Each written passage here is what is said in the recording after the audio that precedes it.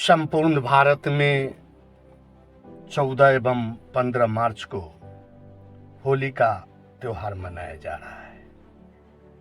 ये होली का त्योहार हम क्यों मनाते हैं? क्या हिरण्यकशिपु तथा प्रहलाद जी की कथा सत्य है या कोई आध्यात्मिक प्रतीक है? क्या हमें होली का त्योहार मनाना चाहिए? अगर हम होली का त्योहार मनाते हैं तो कैसे मनाएं? इन सारे तथ्यों का समावेश इस वीडियो में आप सुनेंगे। तो आइए, क्या है होली के त्योहार का पौराणिक इतिहास? होली का त्योहार भारत में फागुन महीने के पूर्णिमा के दिन मनाया जाता है। होली के पर्व से अनेक कहानियां जुड़ी हुई है। इनमें से सबसे प्रसिद्ध कहानी विष्णु पुराण और भागवत महापुराण में वर्णन आता है कि हिरण्यकशिपु नाम का एक राक्षस राजा था जो ब्रह्मा जी की तपस्या करके ब्रह्मा जी से अमर होने का वरदान मांगा था। लेकिन ब्रह्मा जी ने अमर होने का वरदान तो नहीं दिया, लेकिन मिला जुला कर उसी प्रकार का वरदान उसे प्रदान किया कि तुम न रात में मरोगे, न दिन में मरोगे, न घर में मरोगे, न घर से बाहर मरोगे, न आदमी से मरोगे, न जानवर से मरोगे, न अस्त्र से मरोगे, न शस्त्र से मरोगे।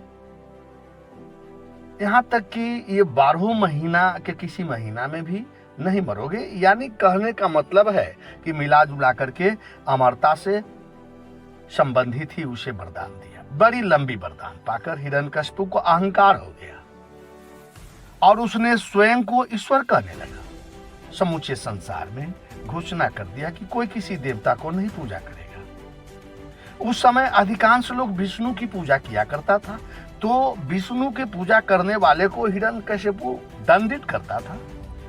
संयोगवश हिरण्यकशिपु का पुत्र था प्रहलाद, जो बहुत बड़े विष्णु भक्त था। हिरण्यकशिपु के लाख मना करने पर भी प्रहलाद जी विष्णु भगवान का पूजा करना नहीं छोड़ा।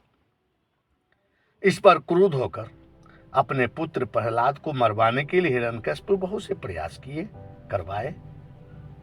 बहुत लंबी कथा है, लेकिन मैं संक्षिप्त में रख रहा हूं। कोई भी उपाय कारगर न होते देखा हिरण्यकशिपु की बहन थी जिसका नाम था होलिका, और उसे एक वरदान स्वरूप चादर मिला था। उस चादर को ओढ़कर अगर आग में कूद जाए, आग में प्रवेश कर जाए, तो वह नहीं जल पाएगा। वही चादर ओढ़कर प्रहलाद को गोद में लेकर आग में होलिका कूद गई। लेकिन कहा जाता है कि वह चादर होलिका के शरीर से हटकर प्रहलाद के शरीर को ढक दिया और होलिका जलकर मर गई। प्रहलाद बच गया। तब अंत में हिरण्यकशिपु स्वयं प्रहलाद को मारने गया और प्रहलाद से कहा कि आज तुम्हें कौन बचाता है? कहाँ है तुम्हारा भगवान? कौन है विष्णु? तब प्रहलाद ने कहा कि वह हम में भी है, तुम में भी है, तुम्हारे इस खड्ग में भी है, इस खंभे, यहाँ जो एक खंभा है, इस खंभे में भी मौजूद। और हिरण्यकशिपु जैसे ही प्रहलाद पर तलवार से वार किया, उस समय उस जगह मौजूद खंभा टूटा, फटा और उसमें से नरसिंह रूप यानी आधा सिंह आधा मनुष्य रूप में भगवान प्रकट हुए और हिरण्यकशिपु को नाखून से चीर करके उसका पेट फाड़ दिया, मार दिया। वह वरदान के अनुसार न आदमी था, न जानवर था, न उस समय दिन था, न रात था। सूर्यास्त, आधा सूर्यास्त हो चुका था, आधा होने को बाकी था, और न अस्त्र था, न शस्त्र था, नाखून से ही पेट चीर दिया।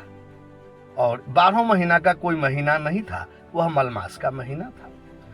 ये सारी वरदान के अनुरूप ही उसकी हत्या कर दी गई। इस प्रकार की कहानी पुराणों में है और तब से होलिका दहन मनाया जाता है। लोग होली खेलते हैं।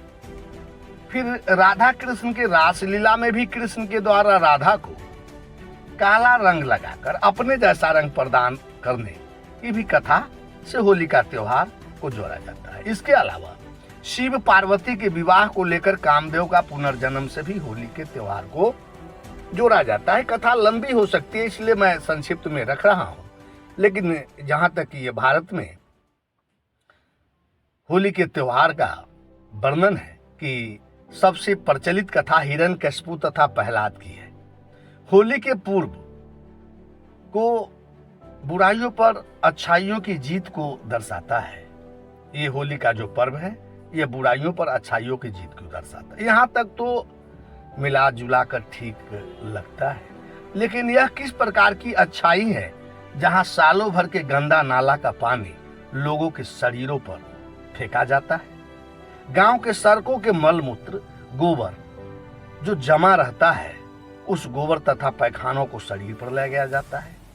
और होली खेलने वाले लोग ताड़ी दारू शराब पीकर रिश्ते में बहन बेटियों माताओं जैसे रिश्ते को शर्मसार करते हैं। ये किस प्रकार की बुराइयों पर अच्छाइयों की जीत है। इस होली के त्योहार में करोड़ों निरीह प्राणियों की हत्या कर दी जाती है। क्या हत्या करके पशु के मांस को खाना ये बुराइयों पर अच्छाइयों की जीत का पर्व है, या समाज में बुराइयों को फैलाने का खुला निमंत्रण है? इस प्रकार के त्योहार तो बंद हो जाना चाहिए। इस होली के त्योहार में लोग अश्लील गानों को बजाते हैं जिसका असर हमारे समाज के लड़के लड़कियों पर पड़ता है और जिसके कारण उसके जीवन में बुरे संस्कार उत्पन्न होते हैं। तरह तरह के बलात्कार जैसी घटनाओं को अंजाम देना पड़ता है। ये होली के जो कथा हमारे ऋषियों ने लिखा वह प्रतीक मात्र है। ये होली का जो त्योहार है ये हमारे विकारों जैसे काम क्रोध लोभ मोह को जलाने का प्रतीक है। आप ध्यान से सुनेंगे, ये हमारे ऋषि महात्मा ऐसे ही कथा नहीं लिखे।